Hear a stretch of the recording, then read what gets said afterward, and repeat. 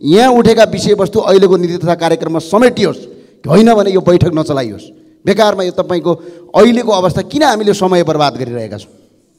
अब समेटिँदै नसमेटिने हो भने यहाँ उभिएर किन बोलिरहेका छौँ, यहाँ बहस किन गरिरहेका छौँ? टेलिभिजनमा अन्तर्वार्ता दिँदै हिँडे भइगयो नि।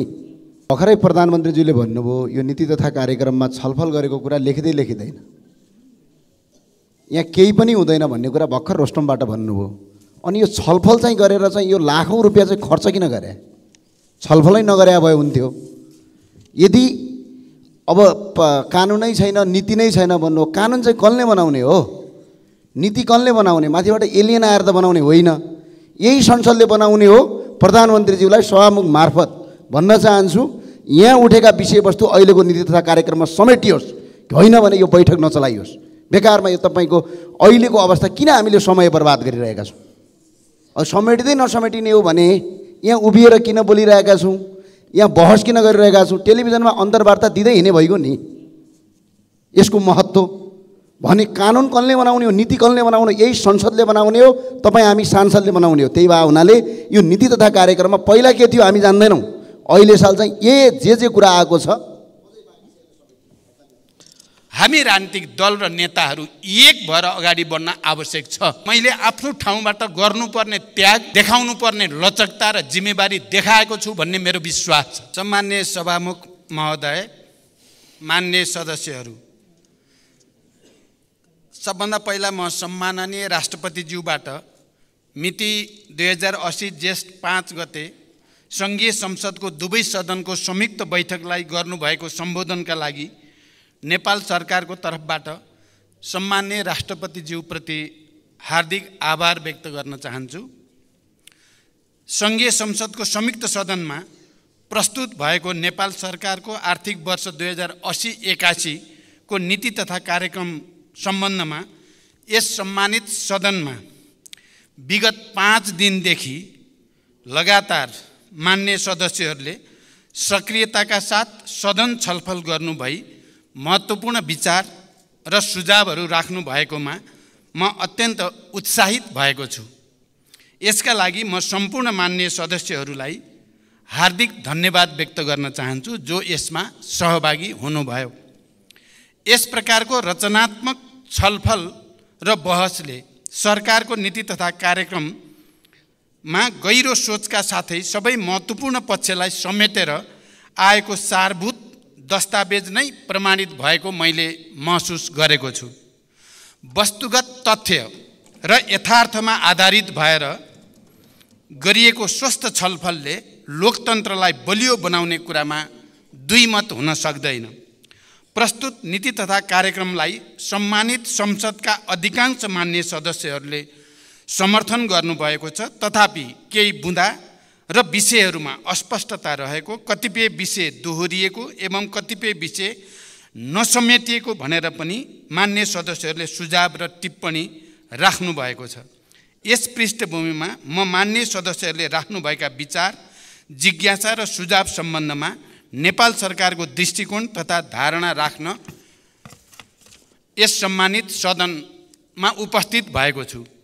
सम्मान्य सभामुख महोदय, यो छलफलका क्रममा आएका सम्पूर्ण विचारहरूलाई संश्लेषित रूपमा राख्नु पर्दा एउटा यो नीति र कार्यक्रमप्रति सम्पूर्ण रूपले आलोचनात्मक र यसबाट समस्याको समाधान हुन सक्दैन भनेर यसलाई पुरै पुनर्लेखन गर्नुपर्छ भन्ने मान्यतामा टेकिएर आएको छ भने, अर्को चाहिँ यो ठिक ढङ्गले आएको छ, कतिपय चिजहरू सच्याउन सक्दा राम्रो हुन्छ भन्ने हिसाबले पनि आएको छ भने कतिपय मान्य सदस्यहरूको टिप्पणी चाहिँ राम्रोलाई राम्रो भन्नुपर्छ, नराम्रोलाई नराम्रो भन्नुपर्छ, यसमा राम्रो पनि छन् नराम्रो पनि छन् भन्ने यस दृष्टिकोणबाट पनि आएको छ। यसरी हेर्दा तीनटा विचार र प्रवृत्तिहरू प्रष्ट रूपमा यो छलफल बहसमा प्रस्तुत भएका छन्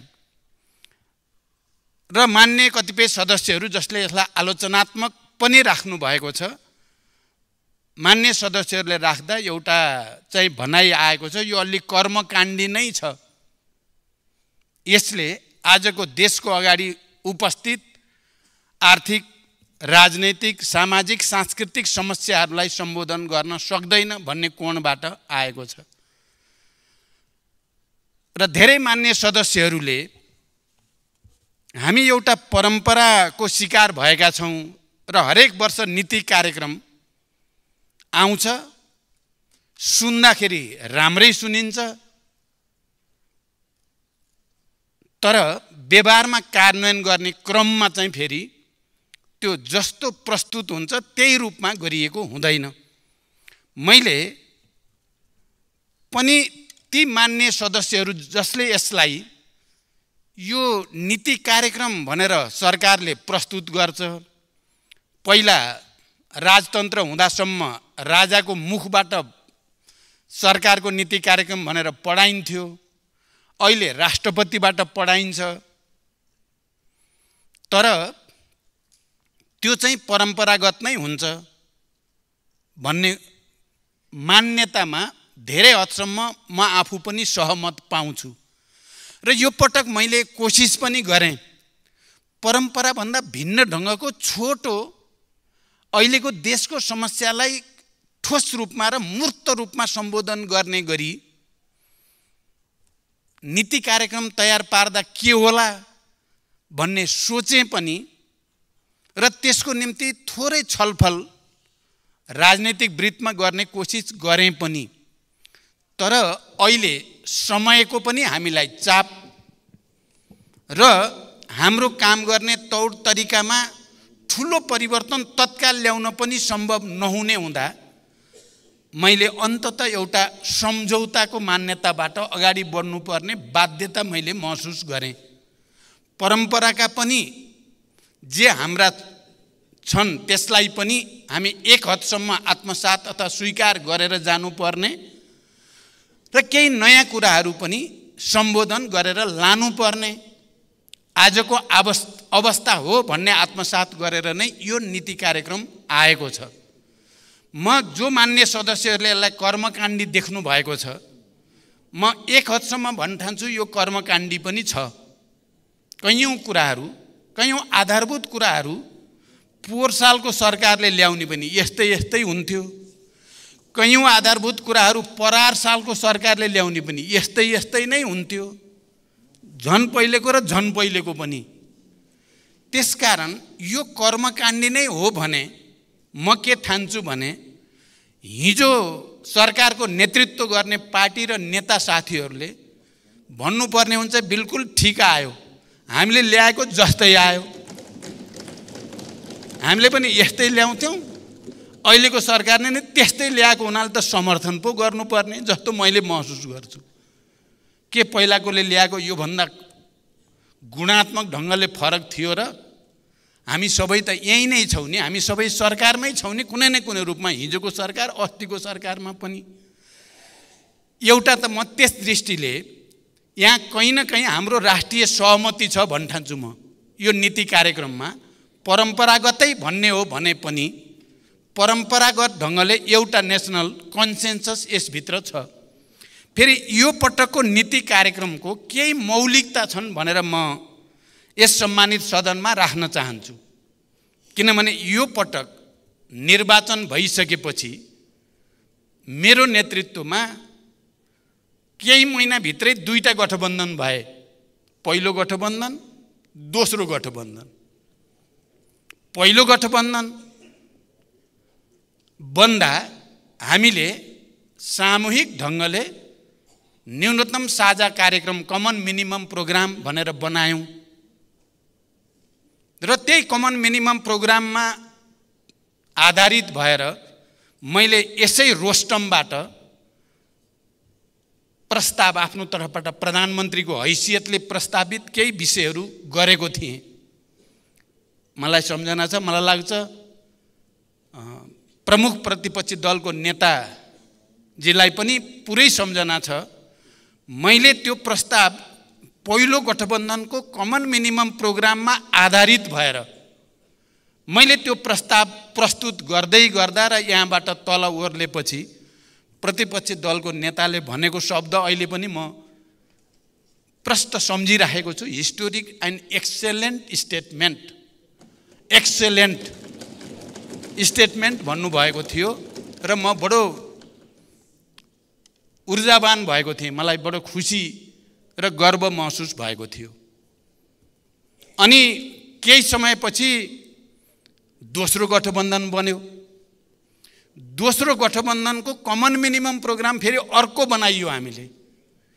त्यति बेला त्यो कमन मिनिमम प्रोग्राम बनाउँदा यो दोस्रो गठबन्धनमा हाम्रो छलफल के भने पहिलो कमन मिनिमम प्रोग्रामलाई पनि हेरेर त्यसका पनि सबै राम्रा कुराहरू यसमा समावेश गर्नुपर्छ भन्ने मान्यतामा आधारित भएर हामीले दोस्रो गठबन्धन गरियो। त्यसकारण यो नीति कार्यक्रम दुवै कमन मिनिमम प्रोग्रामको आधारमा त्यसमा टेकिएको चाहिँ कमन मिनिमम प्रोग्राममा टेकिएको नीति कार्यक्रम हो भन्न चाहन्छु म।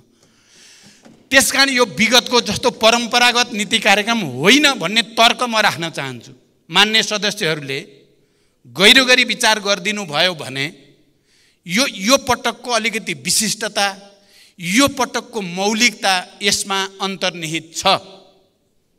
सबै राजनीतिक दल नेताहरू र मान्य सदस्यहरूको पनि अपनत्व र स्वामित्व कुनै न कुनै रूपमा यो नीति कार्यक्रममा प्रतिबिम्बित भएको छ भन्ने कुरालाई आत्मसात गर्न जरुरी छ भन्न चाहन्छु म।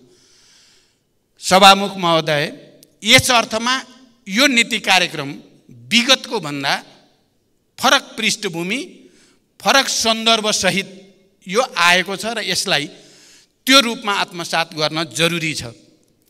एउटा अर्को सायद धेरै वर्षपछि नेपालको लोकतान्त्रिक आन्दोलनको इतिहासमा या संसदीय परम्पराको इतिहासमा म त्यस्तो प्रधानमन्त्री बन्ने, अब दुर्भाग्य त भन्नु भएन, सौभाग्य नै भन्नु पर्यो, जो झन्डै 100% मान्य सदस्यहरूको समर्थन प्राप्त गरेँ। मैले विश्वासको मत लिँदै गर्दा सिङ्गै हाउसको 79.25% को समर्थन सहित प्रधानमन्त्री हुने पहिलो प्रधानमन्त्री बन्ने अवसर पनि मलाई प्राप्त भयो।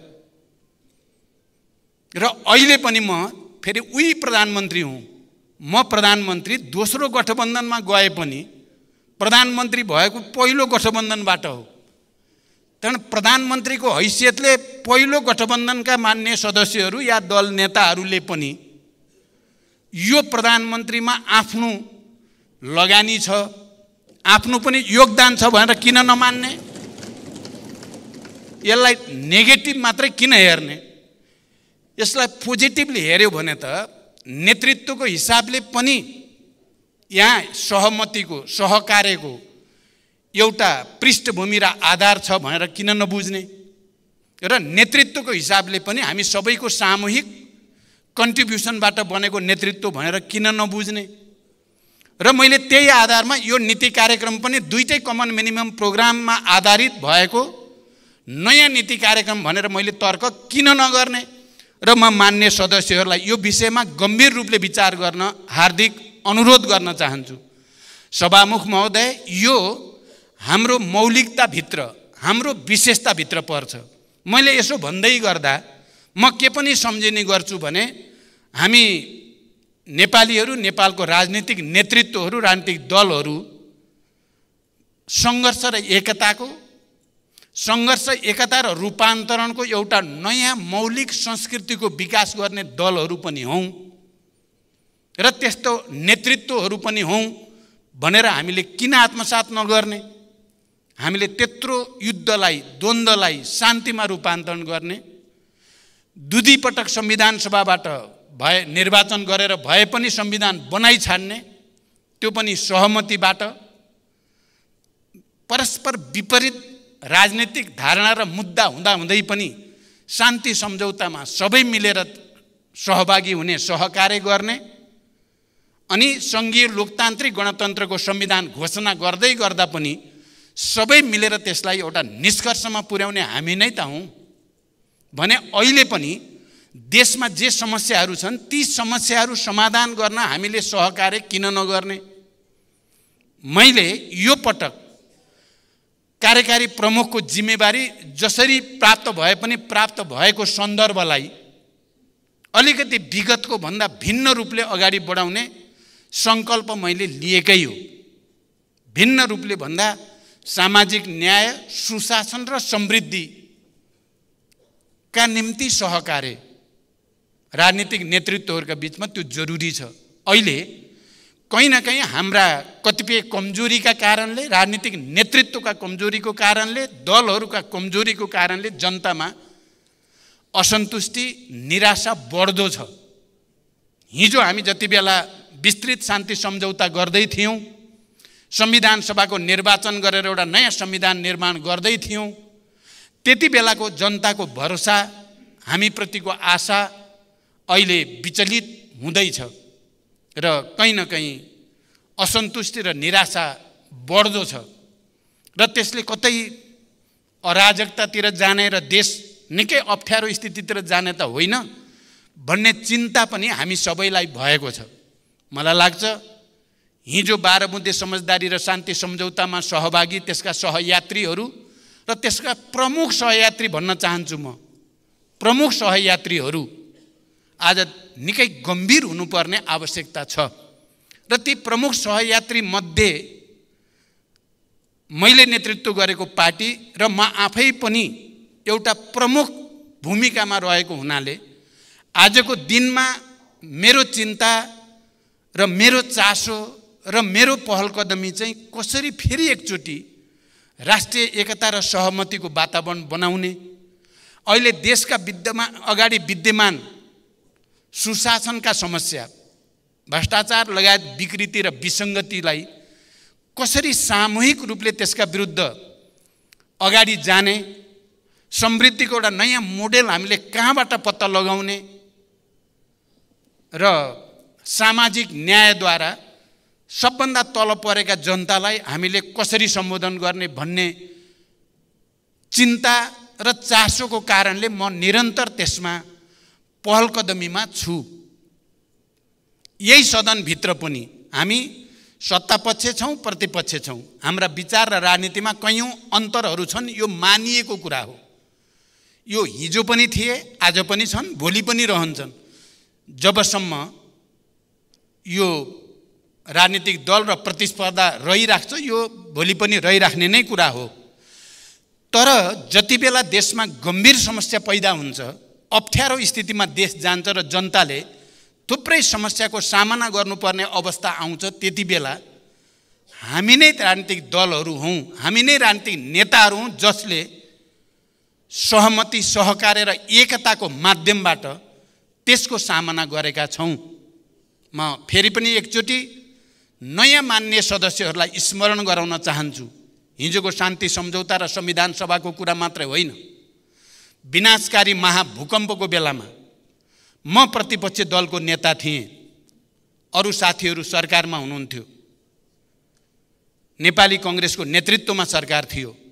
मैले यसै रोस्टमबाट अब म प्रतिपक्ष दलको नेताको भूमिकामा होइन, सरकारसँग सहकार्य गरेर विनाशकारी भूकम्पबाट भएको क्षतिमा जनतालाई राहत दिने, पुनर्स्थापना गर्ने, पुनर्निर्माणको अभियानमा तपाईहरुको साथमा छु भनेर मैले घोषणा गरेको थिएँ र त्यसले एउटा नयाँ माहौल देशभरि बनेको थियो। र त्यसले साँच्चै एकातिर विनाशकारी भूकम्पबाट भएको क्षति पीडामा जनतालाई राहत र मलमपट्टिको भूमिका खेलेको थियो भने अर्कोतिर त्यो परिस्थितिले र त्यो घोषणाले संविधान सभाबाट संविधान बनाउने पनि एउटा निकै सकारात्मक माहौल बनेको थियो। आज पनि म के देख्छु भने जुन आर्थिक सङ्कटको स्थितिमा आज देश छ,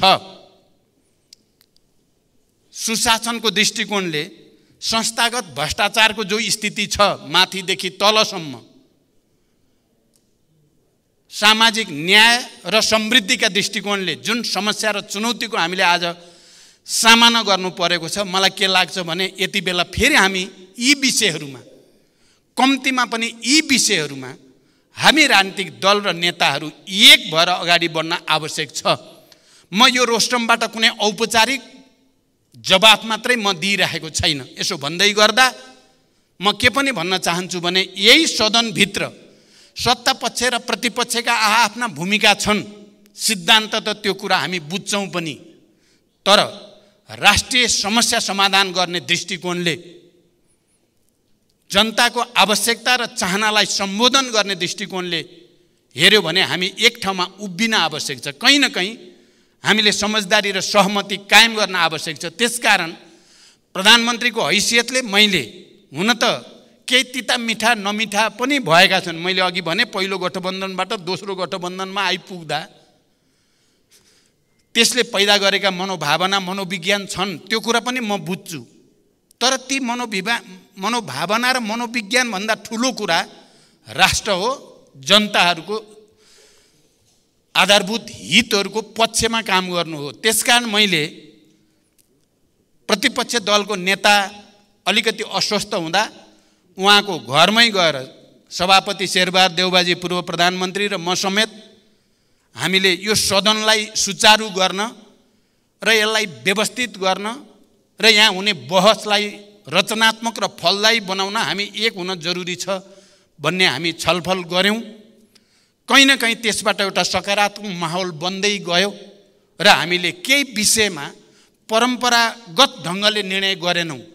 हामीले परम्परा अलिकति तोड्दियौँ। त्यो सहमति गर्दै गर्दा सत्ता पक्ष र प्रतिपक्षको बिचमा हिजोका चाहे समिति निर्माणका कुरा हुन्, सभापति कसरी नेतृत्व चयन गर्ने भन्नेसँग सम्बन्धित कुरा हुन्, या संवैधानिक परिषदसँग सम्बन्धित या सङ्क्रमणकालीन न्याय सम्बन्धी कुरालाई कसरी समाधान गर्ने भन्ने विषयहरूका कुरा हुन्। हामीले साझा समझदारी बनायौँ। मैले यो सम्मानित सदनको अगाडि सभामुख महोदय म भन्न चाहन्छु, मैले आफ्नो ठाउँबाट गर्नुपर्ने त्याग, देखाउनु पर्ने लचकता र जिम्मेवारी देखाएको छु भन्ने मेरो विश्वास छ। त्यसले एउटा समझदारीको वातावरण बन्यो। हिजोदेखि आजसम्म जे खालको स्थिति बन्यो त्यसलाई पनि मैले अविलम्ब प्रमुख दलका प्रमुख नेताहरू र प्रमुख सचेतकहरू समेतको सहयोगमा यसको समाधान के हुन सक्छ भन्ने बारेमा तुरन्तै पहल लिएर आज हामी बडो राम्रो वातावरणमा नीति कार्यक्रम सम्बन्धी छलफललाई अन्तिम रूप दिँदैछौँ। त्यसकारण म के भन्न चाहन्छु भने अहिले देशका अगाडि जे जस्ता समस्या र चुनौतीहरू छन् ती समस्या र चुनौतीको समाधान गर्न राष्ट्रिय समस्यामा राष्ट्रिय सहमति आवश्यक छ। म त के भन्न चाहन्छु भने मैले प्रधानमन्त्री बनेपछि चाहे राष्ट्रपति र उपराष्ट्रपतिको निर्वाचनको कुरा होस्, चाहे सभामुख र उपसभामुखको निर्वाचनको कुरा होस्, त्यसमा पनि कहीँ न कहीँ राजनीतिक दलहरूको बिचमा के गरी सन्तुलन कायम होला भनेर विचार गरेको छु भन्ने मेरो दाबी छ। सभामुख महोदय, कहीँ न कहीँ सबैलाई सन्तुलनमा ल्याउने र यो सदन र यसको नेतृत्व एक पाखे हुन नजाओस् भन्ने कुरालाई विचार गरेर नै सबैलाई एक ठाउँमा ल्याउने उद्देश्यका साथ गरिएको छ। त्यसकारण यो कुरा पनि म यो सम्मानित सदनको अगाडि राख्न चाहन्छु र फेरि आज देशका अगाडि विद्यमान समस्याहरू, चाहे त्यो सुशासनसँग सम्बन्धित मुख्यतः भ्रष्टाचार र व्यथिति विसङ्गति जो देखा परेका छन् त्यसका विरुद्धको लडाईँ हामी मिलेर मात्रै जित्न सक्छौँ, एक्लै जित्न सकिँदैन। म यो कुरा भन्न चाहन्छु। र अहिले जे चलिरहेको छ, मैले सुरुदेखि सुशासनको सन्दर्भमा चाहे निजी क्षेत्र र सार्वजनिक क्षेत्रको सहकार्यको सन्दर्भ होस्, चाहे अर्थतन्त्रमा देखिएका समस्या समाधान गर्ने प्रक्रियाको सन्दर्भमा र पहलकदमीको सन्दर्भमा होस्, चाहे जनतालाई सेवा प्रवाह गर्ने क्रममा देखिएका व्यथितिहरूलाई कम गर्ने, अहिले भर्खरै जादुको छडी गर्न सकिँदैन भन्ने कुरा तपाईँ हामी सबैलाई थाहा छ। हामी सबैको साझा प्रयास भयो भने समाधान गर्न सकिन्छ। तर एउटा पार्टी विशेष या एउटा नेतृत्व विशेषले मात्रै चाहेर यी सबै कुरा एकैसाथ समाधान हुन सक्दैनन्। तर यो विषयहरूमा मैले राष्ट्रिय सहमति बनाउने, अहिले जसरी यो नक्कली भुटानी शरणार्थी सम्बन्धी इस्यु आयो र जसरी यो तरङ्गित भएको छ देश र अन्तर्राष्ट्रिय जगत पनि, मैले प्रधानमन्त्रीको हैसियतमा यस बीचमा सरकारको तर्फबाट गृह मन्त्रालय या प्रहरी प्रशासनलाई लगातार भनेको कुरा यति मात्रै हो, यो अलि पहिलादेखि चल्दै आएको विषय रहेछ, यो सरकारको अनुसन्धान पनि होइन, यो सरकारकै पालामा सुरु भएको कुरा पनि होइन र यो सरकारले आविष्कार गरेर भ्रष्टाचार विरोधी अभियान सुरु भएको पनि होइन। हिँड्दै जाँदा देखा पर्यो। त्यसलाई कसरी ह्यान्डल गर्ने भन्ने चुनौती सरकारको अगाडि थियो। ह्यान्डल कसरी गर्ने भन्ने चुनौती सरकारलाई थियो र मैले यो विषयमा कोही पनि दोषी जो यो प्रक्रियामा संलग्न छन् नछुटुन्, कोही पनि निर्दोष कुनै हालतमा पर्न नजाउन् भन्ने मान्यताको आधारमा स्ट्यान्डिङ अर्डर गृह मन्त्रालयलाई पनि प्रहरी प्रशासनलाई दिएको त्यही हो, अहिले पनि त्यही कायम छ। म त्यहाँबाट दायाँ बायाँ भएको देख्ने बित्तिकै मैले त्यहाँ आफ्नो ठाउँबाट गर्ने इन्टरभेन गर्ने ठाउँ हुँदासम्म मैले इन्टरभेन गरेको छु। अब त यो विषय प्रहरी कहाँबाट अदालतमा पुगिसकेको हुनाले अब अदालतले जे फैसला गर्छ हामी सबैको निम्ति त्यो स्वीकार्य हुन्छ। सिद्धान्त त हामी सबैले मानेकै कुरा छ। हामीलाई विश्वास छ अदालतले दुधको दुध पानीको पानी गर्ने नै छ।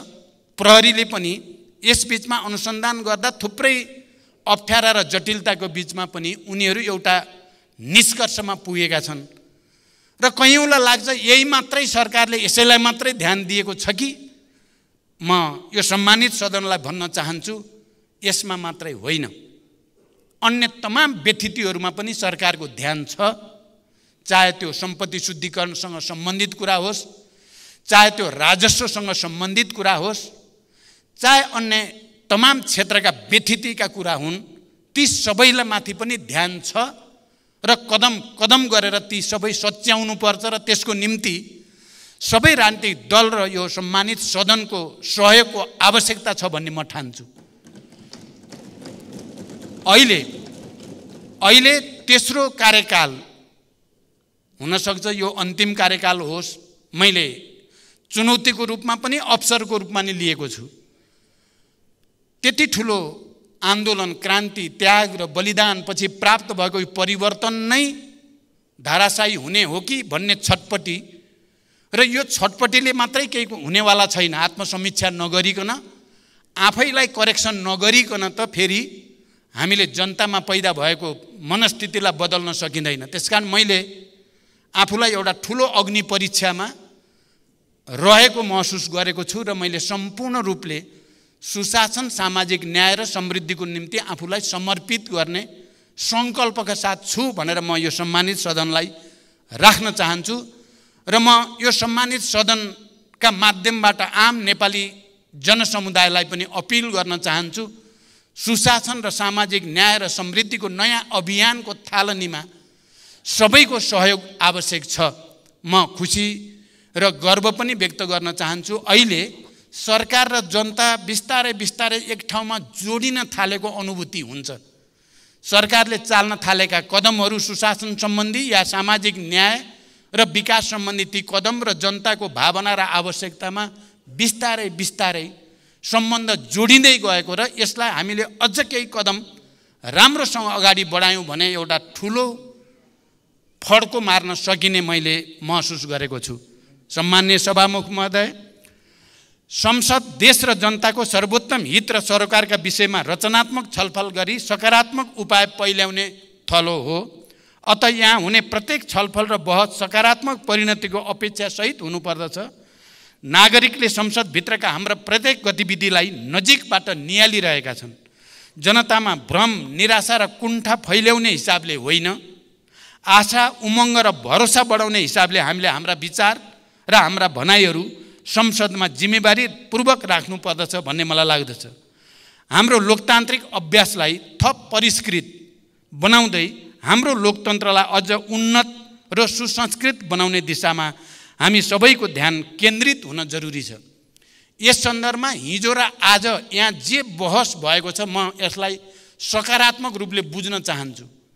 अहिले समाजमा, हाम्रा मिडियामा, अझ त्यसमा पनि मुख्यतः सोसियल मिडियामा एक खालको अराजकता हो कि भन्ने हामीलाई भान हुन्छ।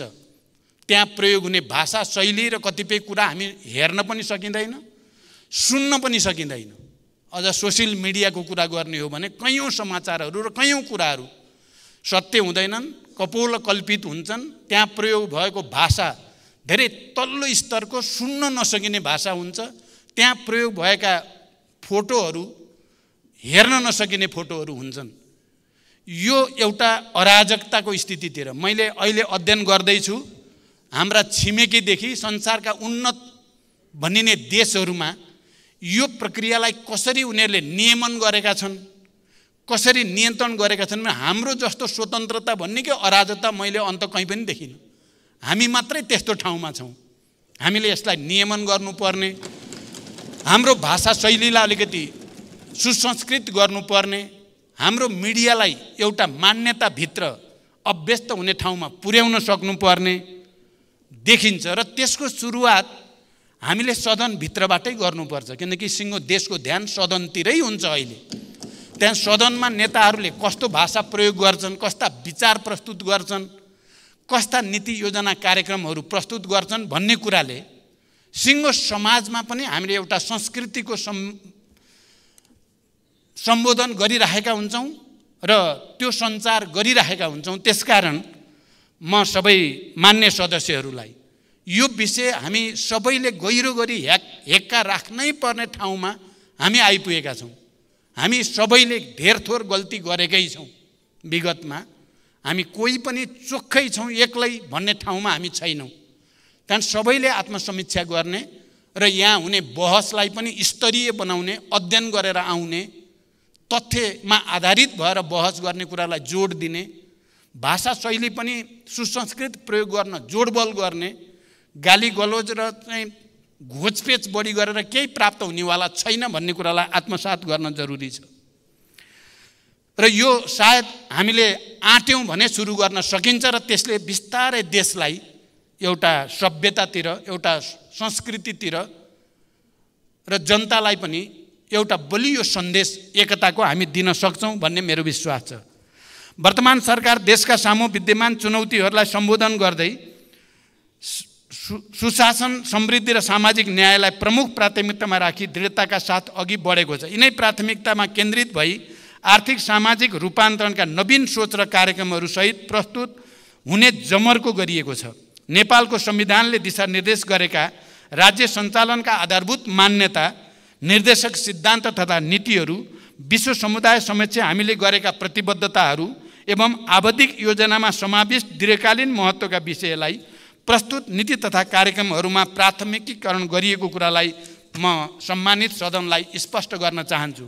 यसले सरकारका प्राथमिकता र महत्त्वपूर्ण नीतिगत विषयलाई दिशाबोध गरेको छ भने अन्य विस्तृत कार्यक्रमहरू बजेट मार्फत सम्बोधन हुने विश्वास समेत म यस सम्मानित सदनलाई ध्यानाकर्षण गराउन चाहन्छु। म तपाईहरू मध्ये कयौँ मान्य सदस्यले भने जस्तै यो नीति कार्यक्रममा सदनभित्र छलफल गरेपछि त्यसको आधारमा परिमार्जन हुनुपर्ने हो भन्ने मान्यता राख्ने भित्रै पर्छु। तर हामीले त्यसको निम्ति एउटा राजनीतिक सहमति नबनाई, ऐन कानुनमा त्यस्तो व्यवस्था नगरी मैले मात्रै अहिले त्यसो गर्न सक्ने अवस्था भएन। म सबै मान्य सदस्यलाई अपिल गर्न चाहन्छु, त्यसको निम्ति वातावरण बनाऊ। यो कर्मकाण्डी अर्थ नवर्थको छलफल गर्यो निक्लिने केही पनि छैन भन्ने स्थितिको अन्त्य गर्नु लोकतन्त्रको सार्थक प्रयोगको निम्ति अनिवार्य छ भन्ने म ठान्छु।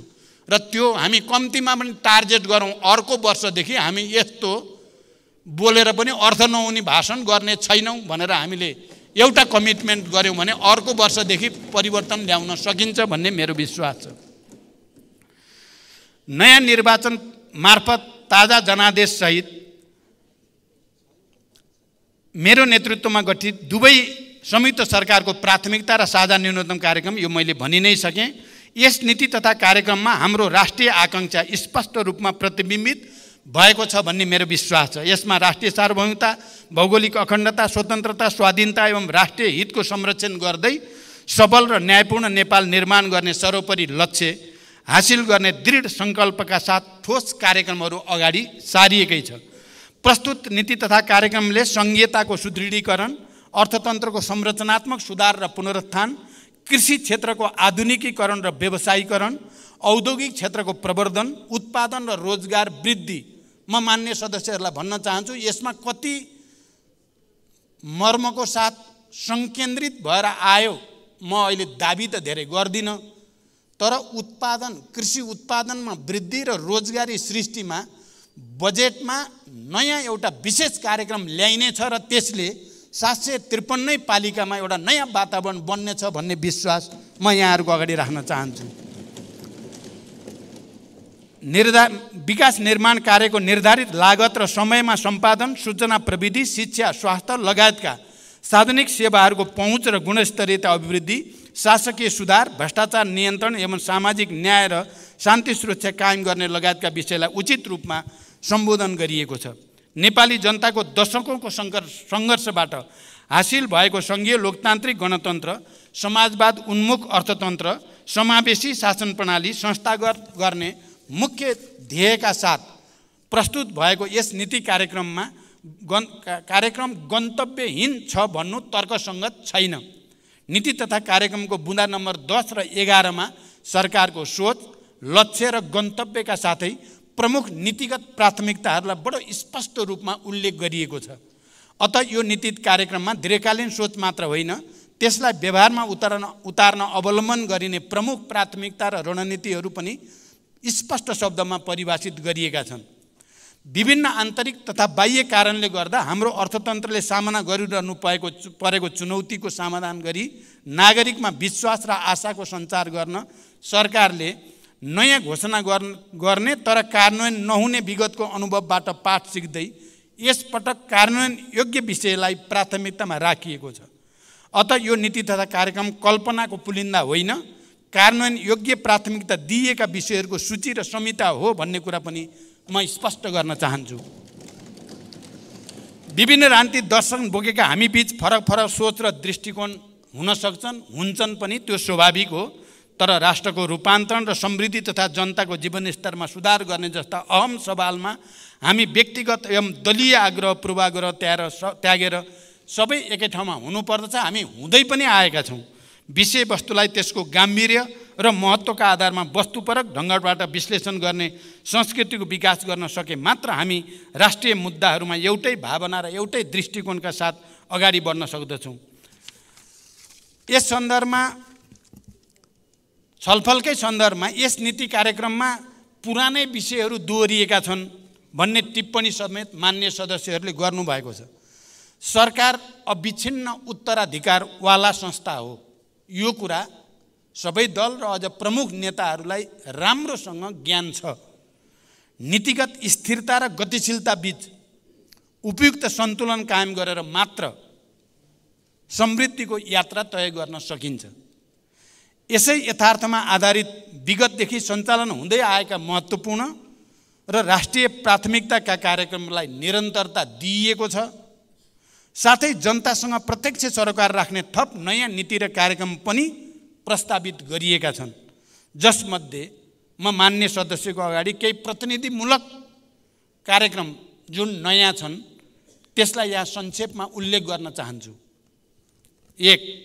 कृषिमा आत्मनिर्भरता हासिल गर्न गुणस्तरीय बिउ बिजनमा देशलाई आत्मनिर्भर बनाउने, पशुपन्छी तथा खाद्य सम्बन्धी प्रयोगशालाहरूको स्तरोन्नति तथा अन्तर्राष्ट्रिय सम्बन्धनमा प्राप्तिका लागि आवश्यक व्यवस्था गर्ने, प्रत्येक पालिकामा एक-एकवटा शीतगृह, कृषि भण्डारण, वितरण केन्द्र स्थापना गर्ने, ढलापडा रुखहरूलाई व्यवस्थित गर्ने, कृषि र वनको संयुक्त कार्यक्रम सञ्चालन गर्ने विषय यसमा प्रस्तावित गरिएको छ र यो विषय नयाँ कार्यक्रम हो भनेर म स्पष्ट गर्न चाहन्छु।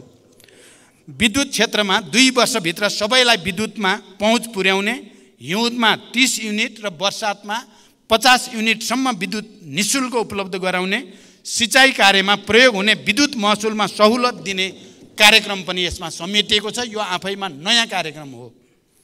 शिक्षा क्षेत्रको व्यवस्थित विकासको लागि सङ्घीय शिक्षा ऐन जारी गर्ने, विद्यार्थी मूल्याङ्कनको राष्ट्रिय मापदण्ड तर्जुमा गर्ने, उच्च शिक्षामा देखिएका समस्या समाधानका लागि सुझाव पेश गर्न उच्च स्तरीय शिक्षा आयोगको कुरा, नवप्रवर्तन र आविष्कार कोषको स्थापना गर्ने, चिकित्सा शिक्षालाई एकीकृत र योजनाबद्ध रूपमा विस्तार गर्न, चिकित्सा शिक्षा सम्बन्धी प्रतिष्ठानहरूलाई एकीकृत छाता ऐन अन्तर्गत सञ्चालन गर्ने र सबै प्रदेशमा मेडिकल कलेज स्थापना गर्ने लगायतका कार्यक्रमहरू पनि विगतको निरन्तरता मात्र होइन, नयाँ ढङ्गले यसलाई प्रस्तुत गरिएको छ। स्वास्थ्य सेवा प्रभावकारी रूपमा प्रवाह गर्न सामुदायिक अस्पतालमा बहिरङ्ग सेवा बिहान 8 बजेदेखि बेलुका 8 बजेसम्म अनिवार्य रूपमा सञ्चालन गर्ने, आधारभूत स्वास्थ्य सेवा प्रवाहका लागि आवश्यक 98 प्रकारका औषधिहरू स्वदेशमै उत्पादन गर्ने, प्रत्येक प्रदेशमा मुटुको शल्यक्रिया र क्यान्सर रोगको समेत निदान हुन सक्ने गरी सुपर स्पेसियालिटी अस्पताल स्थापना गर्ने, आगलागी लगायत विभिन्न दुर्घटनामा परेका घाइतेहरूलाई शीघ्र उपचार गर्न एम्बुलेन्स, दमकल, सुरक्षाकर्मी तथा स्वास्थ्यकर्मी सँगसँगै परिचालन हुने गरी एकीकृत आकस्मिक सेवा प्रणाली स्थापना गर्ने, हिंसा पीडित महिला तथा बालबालिकाका लागि प्रदेश र स्थानीय तहसम्म एकीकृत सेवा सहितको दीर्घकालीन तथा अल्पकालीन पुनर्स्थापना केन्द्र स्थापना गर्ने लगायतका नयाँ कार्यक्रम पनि यसमा समेटिएका छन्। यसै गरी राष्ट्रिय पूर्वाधार गुरु योजना तयार गर्ने, ऊर्जा नीतिलाई समसामयिक बनाउने, आम सञ्चार सम्बन्धी पूर्वाधारको सहज प्रयोगको व्यवस्था गर्ने, पूर्वाधार निर्माणमा 2 शिफ्टमा काम गर्ने, उच्च पहाडी र हिमाली क्षेत्रको भौगोलिक नक्साङ्कन गरी धातु, अधातु एवं दुर्लभ भौगोलिक पदार्थ अन्वेषण गर्ने, एक प्रदेश एक सांस्कृतिक ग्राम स्थापना गर्ने, श्रमिकहरूको स्वचालित ज्याला प्रणाली लागू गर्ने जस्ता विषय पनि यो नीति कार्यक्रममा समेटेका छन् जो आफैमा नयाँ छन्। शासकीय सुधार गरी सुशासन कायम गर्न, सार्वजनिक खर्च पुनरावलोकन आएको सिफारिस समेतको आधारमा वर्तमान समयमा असान्दर्भिक र कार्यमा डुप्लिकेसन दोहोरोपन भएका सरकारी कार्यालय, सार्वजनिक संस्था, विकास समिति तथा कोषहरूलाई एक आपसमा गाभ्ने वा खारेज गर्ने, राष्ट्रिय योजना आयोगको पुनर्संरचना गर्ने, परियोजना ब्याङ्कलाई तिनै तहमा संस्थागत गर्ने, औषधि व्यवस्था विभागलाई औषधि तथा स्वास्थ्य प्रविधि विभागमा रूपान्तरण गर्ने, सबै सार्वजनिक निकायका अनलाइन प्रणालीबीच अन्तर आबद्धता कायम गर्ने, अनलाइन सेवाहरू वडा तहबाट उपलब्ध गराउने, साइबर सुरक्षा सम्बन्धी छुट्टै कानुन निर्माण गर्ने, नागरिकता सम्बन्धी समस्या समाधान गर्ने, 1 वर्षभित्र सबै नेपालीलाई राष्ट्रिय परिचय पत्र वितरण गर्ने, सङ्घीय निजाबती सेवा ऐन ल्याउने र उच्चस्तरीय प्रशासन सुधार आयोग गठन गर्ने, शान्ति प्रक्रिया र सङ्कटकालीन न्याय सम्बन्धी काम 2 वर्षभित्र टुङ्गोमा पुर्याउने तथा उच्च पदस्थ लगायत जो कोहीले गैर कानुनी रूपमा आर्जन गरेको सम्पत्तिलाई छानबिनको दायरामा ल्याउने लगायतका विषयलाई प्राथमिकताका साथ राखिएको कुरा पनि म जानकारी गराउन चाहन्छु। माथिका यी केही विषयहरूले मात्र पनि यो नीति कार्यक्रम केही पनि होइन, कर्मकाण्डी हो, पहिलेकै कुरा दोहोऱ्याइएको मात्रै छ भन्ने कुरालाई गलत साबित गर्छन्, त्यसलाई निराधार साबित गरेका छन्। सम्माननीय सभामुख महोदय, अब म मान्य सदस्यहरूले छलफल उठाउनुभएका केही अन्य विषयमा संक्षिप्तमा स्पष्ट गर्न चाहन्छु। सङ्घीय लोकतान्त्रिक गणतन्त्र हामी सबैको निरन्तर र संयुक्त सङ्घर्षबाट आएको हो। लोकतन्त्रका आधारभूत मान्यता र नागरिक स्वतन्त्रताप्रति वर्तमान सरकारको अटल आस्था, विश्वास एवं प्रतिबद्धता रहेको हो। सङ्घीय लोकतान्त्रिक गणतन्त्रलाई सुदृढ बनाई तीव्र गतिमा विकास र समृद्धिका सपनाहरू पुरा गर्दै जनताको जीवनस्तरमा उल्लेखनीय सुधार ल्याउनु हाम्रो साझा अभिष्ट हो भन्ने कुरालाई दुई मत छैन। मेरो नेतृत्वमा रहेको गठबन्धन सरकार यसका लागि सम्पूर्ण तागतको सहित लागिरहेको कुरा म स्पष्ट गर्न चाहन्छु। लोकतन्त्रलाई सुदृढ गर्ने र राष्ट्रका सामु विद्यमान चुनौतीहरूलाई सम्बोधन गर्ने सवालमा सबै राजनीतिक दलसँग निरन्तर संवाद र सहकार्यमा सरकारले जोड दिँदै आएको तथ्य मैले अघि नै उल्लेख गरि नै सकेको छु। सङ्घ, प्रदेश र स्थानीय तहको अन्तर सम्बन्धलाई परिपूरक र सुदृढ बनाउँदै सङ्घीयता कार्यान्वयन मार्फत लोकतन्त्रको सुदृढीकरण, समावेशीकरण, सामाजिक सुरक्षा, लोक कल्याणकारी कार्यलाई स्थानीय स्तरसम्म पुर्याउन राज्य संयन्त्रहरूमा सबै नागरिकको समान र सहज पहुँच पुर्याउने नीति लिइएको छ। आगामी दिनमा तिनै तहमा रहेको कामको दोहोरोपन, अधिकार क्षेत्रको प्रयोगमा रहेको दुविधालाई सम्बोधन गर्न आवश्यक नीतिगत तथा कानुनी सुधार गर्ने हामीले सङ्कल्प लिएका छौँ।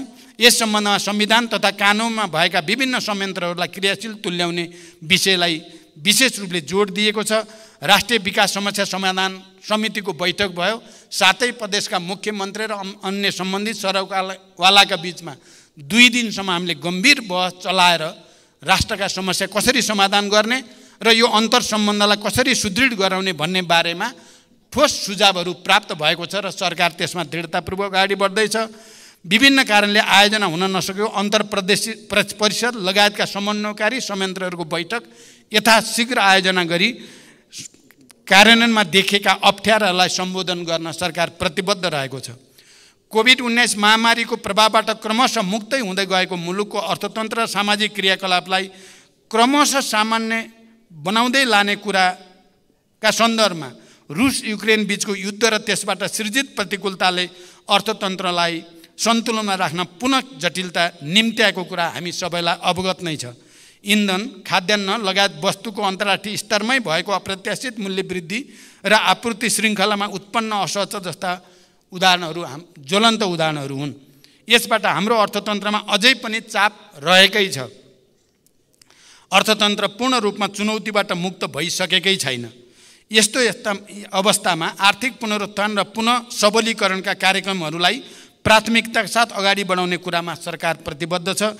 त्यसैले प्रस्तुत नीति कार्यक्रमले अर्थतन्त्रको पुनर्संरचना र पुनरुत्थानलाई उच्च प्राथमिकतामा राखी तदनुरूप कृषि, उद्योग र सेवा क्षेत्रलाई सन्तुलित तवरले अगाडि बढाउने कुरामा जोड दिइएको छ।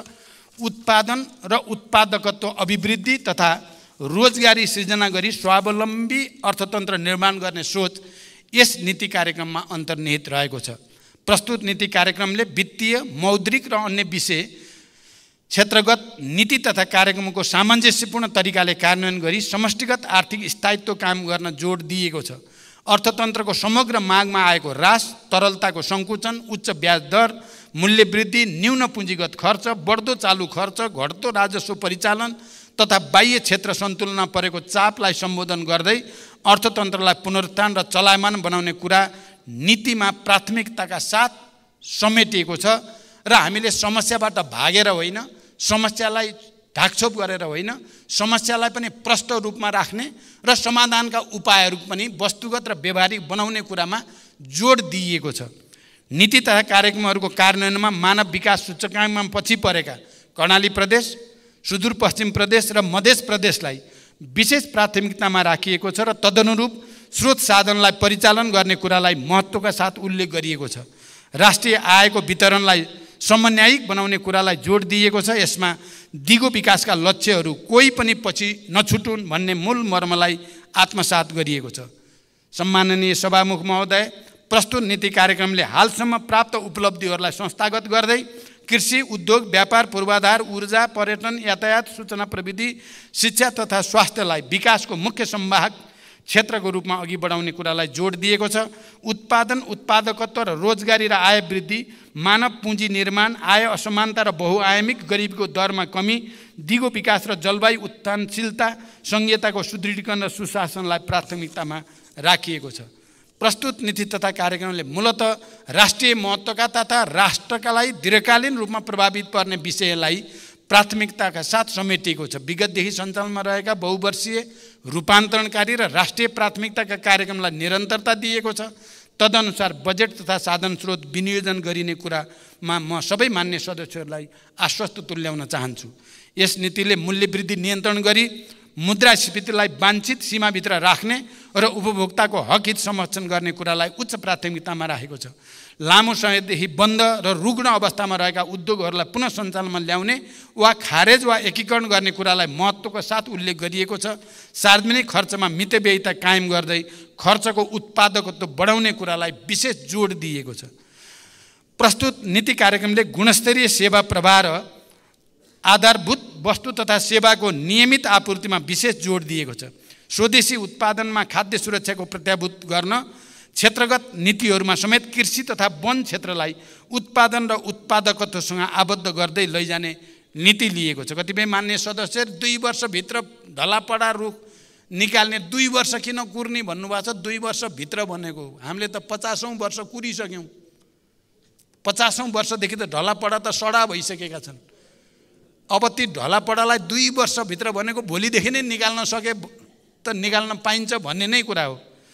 आधुनिक र व्यवस्थित विकासको आधार भू उपयोग योजना भएकोले यसलाई तिनै तहको सरकारको समन्वयमा प्रभावकारी तवरले कार्यान्वयनमा ल्याउने कुरालाई नीतिले जोड दिएको। यसै गरी भूमिहीन, सुकुम्बासी तथा अव्यवस्थित बसोबासीहरूको समस्या समाधान गर्ने विषय पनि नीतिमा समेटिएको छ। र म के भन्न चाहन्छु भने सरकारको लक्ष्य 2 वर्षभित्र सुकुम्बासी र अव्यवस्थित बसोबासीहरूको समस्या समाधान गर्ने सङ्कल्प सरकारले लिएको छ। यो घोषणा म यो सम्मानित सदनमा गर्न चाहन्छु। अर्थतन्त्रको दिगो विकासका लागि उत्पादनशील क्रियाकलापहरूको प्राथमिक भूमिका रहन्छ। यसको प्रमुख संवाहक निजी क्षेत्र हो। अत निजी क्षेत्रलाई अर्थतन्त्रको विकासमा मुख्य साझेदार मानिएको छ। यसको अर्थ सहकारी र अन्य क्षेत्रबाट हुने योगदानलाई अवमूल्यन गर्नु बिल्कुल होइन। सहकारी क्षेत्रले पुँजी परिचालन, लगानी र रोजगारी सृजनामा खेल्दै आएको महत्त्वपूर्ण भूमिकालाई सरकारले कदापि उपेक्षा वा नजरअन्दाज गर्ने छैन। संविधानमा उल्लेख भए झैँ सार्वजनिक, निजी र सहकारी तीनवटै क्षेत्रको संयुक्त सहभागिता र संलग्नतामा स्वतन्त्र, समृद्ध र समाजवाद उन्मुख अर्थतन्त्र निर्माण गर्न सरकार स्पष्ट पनि छ र दृढ पनि छ। तीव्र औद्योगिकरण मार्फत रोजगारी तथा आय वृद्धि गरी जीवनस्तर उकास्न निजी क्षेत्रले उल्लेख्य भूमिका खेल्न सक्ने कुरालाई मनन गरी निजी क्षेत्र मैत्री नीति र पूर्वाधार विकासलाई सरकारले विशेष जोड दिएको हो।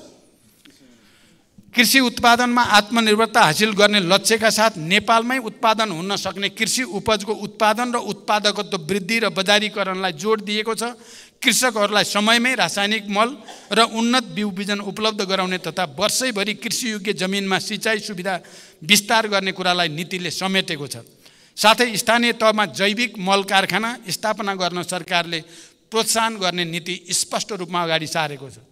सरकारले उत्पादन र उत्पादकत्व वृद्धि गरी निर्यात प्रवर्धन मार्फत व्यापार घाटा कम गर्ने उद्देश्य लिएको छ। यस अन्तर्गत तुलनात्मक लाभ भएका वस्तुको पहिचान, प्रशोधन, उत्पादन वृद्धि, बजार विस्तार तथा आन्तरिक उपभोग बढाउने र प्राथमिकता प्राप्त क्षेत्रमा स्वदेशी तथा वैदेशिक लगानी आकर्षित गर्ने कुरालाई जोड दिएको छ। स्वदेशमा उत्पादित वस्तु 20% महँगो भए पनि खरिद गर्ने कुरालाई नीतिले स्पष्टका साथ उल्लेख गरेको छ। व्यापार घाटा घटाउन सरकारले भर्खरै नेपाल व्यापार एकीकृत रणनीति र व्यापार घाटा न्यूनीकरण कार्यक्रम कार्यान्वयनमा ल्याएको छ। व्यापार जन्य पूर्वाधारहरूको विकास र प्रक्रियागत सरलीकरण गरी व्यापार लागत घटाई नेपाली निर्यात जन्य वस्तुको प्रतिस्पर्धी क्षमता बढाउने तथा लघु, घरेलु र साना उद्योगका उत्पादनलाई बजारीकरणमा टेवा पुर्याउने कुरालाई पनि नीतिले जोड दिएको छ। सरकार र निजी क्षेत्रको बलियो साझेदारी विकास गरी उत्पादन र रोजगारीका अवसर विस्तार गर्ने विषय सरकारको उच्च प्राथमिकतामा रहेको छ। यसै मान्यतालाई आत्मसात गरेर नै निजी क्षेत्रबाट अघि बढाइएका मेक इन नेपाल र मेड इन नेपाल लगायतका कार्यक्रमलाई सहयोग गर्ने विषय नीतिले अङ्गीकार गरेको छ। उद्योग प्रशासनलाई सरल र प्रविधि मैत्री बनाउँदै प्रक्रियागत सुधार र लागत कटौती गर्ने विषयलाई प्राथमिकतामा राखिएको छ। निर्यात गर्ने उद्योगलाई प्रोत्साहन गर्न नगद अनुदान दिने विषयलाई निरन्तरता दिइएको छ। वैदेशिक लगानी प्रवर्धनको लागि आवश्यक नीतिगत, संस्थागत र प्रक्रियागत सुधार गर्ने कुरालाई उच्च प्राथमिकतामा राखिएको छ। सडक, सिँचाइ, खानेपानी, यातायात जस्ता पूर्वाधारहरू लगायत विकासका कार्यलाई समयमै सम्पन्न गर्न आवश्यक नीतिगत एवं कार्यप्रणालीमा सुधार गर्ने, स्रोतको अभाव हुन नदिने, आयोजनाको लागि जग्गा प्राप्त गर्ने प्रक्रियामा सरलीकरण गर्ने कुरालाई नीतिले विशेष रूपले समेटेको छ। राष्ट्रिय गौरव लगायतका सबै विकास आयोजनाहरू निर्धारित लागत, समय र गुणस्तरमा सम्पन्न गर्न आवश्यक प्रबन्ध मिलाइने कुरालाई विशेष जोड दिएको छ। सबै प्रकारका हिंसा, शोषण र भेदभावको अन्त्य गरी भयमुक्त, सुसंस्कृत र सभ्य समाजको निर्माण गर्ने कुरालाई नीतिले विशेष जोड दिएको छ। महिला, विपन्न, सीमान्तकृत, विभिन्न किसिमका अपाङ्गता भएका तथा यौनिक एवं लैङ्गिक अल्पसङ्ख्यकको कुरा हक हितको संरक्षण गर्दै विकासको प्रतिफलबाट सबैलाई लाभान्वित गराउने नीति लिएको छ। यहाँ मान्य सदस्यहरूले दलितको विषयमा कुरा उठाउनु भएको छ। यहाँ सामान्य मात्रै पर्यो। म के विश्वास दिलाउन चाहन्छु भने दलितको समस्या समाधानका सन्दर्भमा आगामी बजेटमा बडो प्रष्टसँग आउने कुरा म विश्वास दिलाउन चाहन्छु सबै मान्य सदस्यहरूलाई। गुणस्तरीय सर्वसुलभ स्वास्थ्य सेवामा सबैको पहुँच पुर्याउने कुरालाई विशेष प्राथमिकतामा राखिएको छ। यस क्रममा एलोपेथिक, आयुर्वेदिक, होमियोप्याथी तथा प्राकृतिक चिकित्सा गरी सबै किसिमका चिकित्सा पद्धतिलाई विस्तार र प्रवर्धन गरिनेछ। सबै सामुदायिक अस्पतालमा आवश्यक स्वास्थ्य उपकरण र जनशक्ति व्यवस्था गर्ने कुरालाई जोड दिएको छ। मेडिकल शिक्षालाई देशभित्र विस्तार गर्ने र स्वास्थ्य संस्थाहरूको स्तरोन्नति गर्ने विषय नीतिको प्राथमिकतामा रहेको छ। स्वदेशमै गुणस्तरीय शिक्षालाई सर्वसुलभ बनाई गुणस्तरीय शिक्षाको लागि विदेश जानुपर्ने बाध्यतालाई अन्त्य गर्ने, उच्च शिक्षालाई सबै प्रकारको विसङ्गतिबाट मुक्त राख्दै प्राज्ञिक र अनुसन्धानात्मक केन्द्रको रूपमा विकास गर्ने एवं शिक्षालाई प्रविधि र रोजगारीसँग आबद्ध गरी उद्यमशीलता र बजारको माग अनुसारको दक्ष जनशक्ति उत्पादन गर्ने कुरालाई नीतिले प्राथमिकतामा राखेको छ। युवाहरूलाई उद्यमशील बनाई व्यवसायमा आकर्षित गर्न स्टार्टअप उद्यमहरूलाई प्रोत्साहित गर्ने, श्रम आप्रवासन व्यवस्थित गर्ने, विदेशमा रहेका नेपालीहरूको सुरक्षा गर्ने तथा अप्ठ्यारोमा परेका नेपालीहरूलाई तुरुन्त उद्धार गर्ने विषयलाई नीतिमा समेटिएको छ। यसले नेपालीहरूलाई कामको खोजीमा विदेश जानुपर्ने बाध्यतालाई धेरै हदसम्म कम गर्न सहयोग पुग्ने अपेक्षा लिएको छ। सामाजिक सुरक्षा कोषमा विदेशका श्रमिकहरूलाई आबद्ध गर्ने निर्णय सरकारले लिइसकेको छ र यसलाई विस्तार गरिँदैछ र छिटै नै विदेशमा रहेका नेपाली नागरिकहरूले मतदानमा सहभागी हुन पाउने निर्णय पनि हामी गर्दैछौँ र नागरिकता सम्बन्धी समस्यालाई पनि हामी सम्बोधन गर्दैछौँ छिट्टै नै।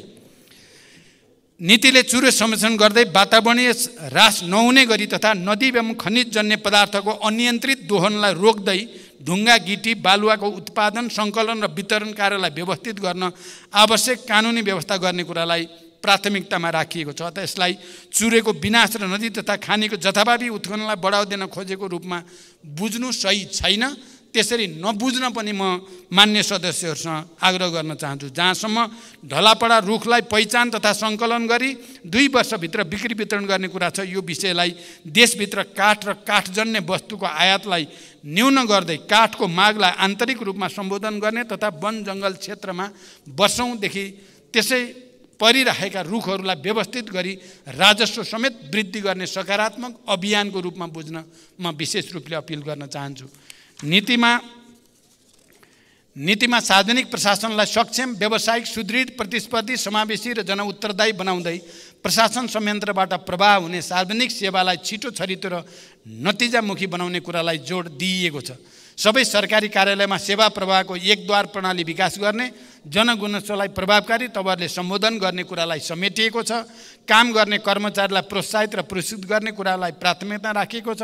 राष्ट्र सेवाको कार्य सम्पादन मूल्याङ्कनलाई वस्तुनिष्ठ, वैज्ञानिक र प्रविधि मैत्री बनाउने र प्रत्येक महिना प्रधानमन्त्रीको अध्यक्षतामा मन्त्री, सचिव र आयोजना प्रमुखहरूको उपस्थितिमा प्रगति समीक्षा गरी मासिक रिपोर्ट कार्ड तयार गर्ने नीतिगत व्यवस्थाले विकास आयोजनाहरूको सञ्चालन र अनुगमनलाई थप प्रभावकारी बनाउने विश्वास लिएको छ। भ्रष्टाचार विरुद्ध शून्य सहनशीलताको नीतिलाई राज्यका सबै तह र तबकामा कडाइका साथ लागू गर्न सरकार दृढ प्रतिबद्धताका साथ अगाडि बढेको छ। भ्रष्टाचार नियन्त्रण सम्बन्धी कानुनमा सुधार तथा भ्रष्टाचार नियन्त्रण गर्ने निकायहरूको संस्थागत सुदृढीकरण र सबलीकरणमा जोड दिएको छ। भ्रष्टाचार हामी सबैको साझा शत्रु भएकोले निरोधात्मक, उपचारात्मक र प्रवर्धनात्मक सबै उपायहरू अवलम्बन गरी कडाइका साथ नियन्त्रण गर्नुको कुनै विकल्प छैन। देशभरिका सरकारी र सार्वजनिक चल अचल सम्पत्तिको अभिलेख तयार गरी संरक्षण गर्ने कुरालाई पनि सरकारले विशेष जोड दिएको छ। भ्रष्टाचार नियन्त्रणका सम्बन्धमा कतिपय मान्य सदस्यहरूले सरकारको अझ प्रधानमन्त्रीकै मुटु पनि हल्लिएको हो कि भनेर आशंका गर्नुभयो। म ती मान्य सदस्यलाई बिल्कुल आशंका नगर्न, बरु सरकारले जो अभियान सुरु गरेको छ त्यसमा दृढतापूर्वक उभिन म अपिल गर्न चाहन्छु। सम्पत्ति शुद्धिकरण निवारण सम्बन्धी कानुन संशोधन गर्नेदेखि सबै किसिमका कर छली, अनियमितता, सुशासन विरोधी क्रियाकलापलाई सरकारले नियन्त्रण गर्ने कुरामा विशेष जोड दिएको छ। नीति अनुसन्धानमा रहेको संस्थागत दोहोरोपन हटाउने, सरकारी तथा सार्वजनिक निकायबाट हुने अध्ययन अनुसन्धान विश्वविद्यालय मार्फत गराइने कुरा समेटिएको छ। यसबाट उच्च शिक्षालाई नवप्रवर्धनात्मक, अनुसन्धान र रोजगारमूलक बनाउन सहयोग पुग्ने अपेक्षा लिएको छ। सभामुख महोदय, नक्कली भुटानी शरणार्थी सम्बन्धमा भएका ठगी, घुसखोरी, सङ्गठित अपराध र राष्ट्रद्रोही कार्यलाई सरकारले गम्भीरताको साथ लिएको छ। हालसम्म प्राप्त तथ्य र प्रमाणको आधारमा पहिलो चरणको अनुसन्धान पुरा गरी 30 जना उप मुद्दा दायर भइसकेको छ। भविष्यमा यस विषयको अनुसन्धानलाई जारी राख्दै कुनै पनि अपराधीले उन्मुक्ति पाउन नसकोस् भन्ने विषयमा सरकार प्रतिबद्ध र संवेदनशील छ भन्ने कुरा म स्पष्ट राख्न चाहन्छु। अनुसन्धान गर्दा दोषीलाई कानुनी दायरामा ल्याउने र निर्दोषलाई अनावश्यक दोषारोपण र दुःख नहोस् भन्नेतर्फ सरकार निरन्तर सजग रहेको जानकारी गराउन चाहन्छु। यो विषय अब देशको प्रतिष्ठासँग मात्र जोडिएको नभएर अन्तर्राष्ट्रिय जगतको पनि उत्तिकै चासोको विषय भएकोले यसलाई राजनीतिक आग्रहभन्दा माथि उठेर हामी सबैले साझा रूपले एउटा सही निष्कर्षमा पुर्याउने र सुशासनको एउटा नयाँ प्रक्रिया सुरु गर्ने आधार बनाउन विशेष रूपले सोच्न जरुरी छ। म त्यसको निम्ति सम्मानित सदन समक्ष र सम्मानित सदन मार्फत आम नेपाली जनसमुदायलाई पनि हार्दिक अपिल गर्न चाहन्छु। परराष्ट्र नीति सञ्चालनमा सबै राजनीतिक दलबीच एउटै धारणा हुनुपर्दछ भन्ने कुरामा सरकार विश्वास गर्दछ र हामीले परराष्ट्र नीतिका मामिलामा देशको राष्ट्रिय एकता, भौगोलिक अखण्डता र देशको भूमिको बारेमा यसै सदनबाट राष्ट्रिय एकताको हामीले घोषणा गरेका छौँ। त्यसमा हामी कसैको विमति छैन। राष्ट्रिय हितलाई सर्वोपरि राखी सार्वभौमिक समानता, पारस्परिक लाभ र सम्मानका आधारमा छिमेकी लगायत सबै मित्र राष्ट्रसँगको सम्बन्धलाई थप प्रगाढ बनाउन सरकार प्रतिबद्ध छ। देशको सार्वभौमसत्ता, भौगोलिक अखण्डता, राष्ट्रियता, स्वाधीनता, स्वाभिमान र सिमानाको सुरक्षाका लागि सरकार सदैव सचेत र प्रतिबद्ध छ। लिम्पियाधुरा, लिपुलेक र कालापानी नेपालको भूमि हो भन्ने कुरामा नेपाल सरकार स्पष्ट छ। थातिरहेका सीमान्त सम्बन्धी विषयलाई ऐतिहासिक सन्धि, नक्सा, तथ्य र प्रमाणका आधारमा कूटनीतिक पहलबाट समाधान गर्न सरकार दृढ छ र प्रतिबद्ध छ। यस नीति तथा कार्यक्रममा मूलतः सरकारको भावी दिशा, नीतिगत व्यवस्था र प्राथमिकता समेटिएको छ। स्रोत व्यवस्थापन सहितको विस्तृत कार्यक्रम र आयोजना बजेट मार्फत प्रस्तुत हुने नै छ। यस नीति तथा कार्यक्रममा उल्लेखित विषयहरूलाई ठोस कार्ययोजनाका साथ समयबद्ध ढङ्गबाट कार्यान्वयन गरी अपेक्षित नतिजा प्राप्त गर्न आवश्यक प्रबन्ध मिलाइएको छ। प्रस्तुत नीति तथा कार्यक्रमका विभिन्न विषयहरूमा मान्य सदस्यहरूले राख्नुभएको संशोधन प्रस्तावका साथै छलफलका क्रममा उठेका विषयमा मैले सम्बोधन गरिसकेकोले सम्बन्धित मान्य सदस्यहरूलाई संशोधन प्रस्ताव फिर्ता लिनको लागि अनुरोध गर्न चाहन्छु र यस नीति तथा कार्यक्रमलाई सर्वसम्मतिबाट स्वीकृति होस् भन्ने म अनुरोध पनि गर्न चाहन्छु। सम्माननीय सभामुख महोदय, आर्थिक वर्ष 80-81 का लागि प्रस्तावित नीति तथा कार्यक्रमले समृद्ध, सबल र न्यायपूर्ण नेपाल निर्माण गर्ने हाम्रो सङ्कल्पलाई साकार तुल्याउन महत्त्वपूर्ण योगदान पुर्याउनेछ भन्ने म विश्वास दोहोऱ्याउन चाहन्छु। यस नीति तथा कार्यक्रमको कार्यान्वयनबाट संविधान र संहिताको प्रभावकारी कार्यान्वयन हुने, उत्पादकत्व र रोजगारीमा वृद्धि भई स्वाधीन, सबल र समाजवाद उन्मुख अर्थतन्त्र निर्माण गर्न योगदान पुग्नेछ। नागरिकको गुणस्तरीय शिक्षा र स्वास्थ्यमा पहुँच वृद्धि हुने तथा सेवा प्रवाहमा सुधार भई जनतामा राज्यप्रतिको विश्वास बढ्ने विश्वास लिएको छु। अन्त्यमा नेपाली जनताको जीवनस्तरमा युगान्तकारी रूपान्तरणको दिशामा यो नीति तथा कार्यक्रम विशेष महत्त्वको हुने विश्वास व्यक्त गर्दै यसको कार्यान्वयनमा सम्बन्धित सबैबाट सक्रिय सहयोग प्राप्त हुने कुरामा म आशावादी छु। हुन त मान्य सदस्यहरूलाई यसलाई पुरै खारेज गरेर अर्को लेख्नुपर्छ पनि भन्नुभएको छ। यो पक्कै पनि सत्ता पक्ष र प्रतिपक्षको हामीले अवलम्बन गर्दै आएको परम्पराको दृष्टिकोणले त ठिकै होला, तर आजको आवश्यकताको दृष्टिकोणले चाहिँ म त्यसरी एक्सट्रिममा हामी कोही जानु उचित छैन भन्ने कुरा राख्न चाहन्छु र हामी मिलेर मात्रै यी समस्या र चुनौतीको सामना गर्न सक्छौँ। साथै सरकारले अघि सारेको नीति तथा कार्यक्रमको कार्यान्वयनमा सबै मान्य सदस्यहरूमा विगतमा झैँ सहयोग र सद्भाव प्राप्त हुने आशा राख्दै आफ्नो भनाइ यहीँ टुङ्ग्याउँछु। धन्यवाद।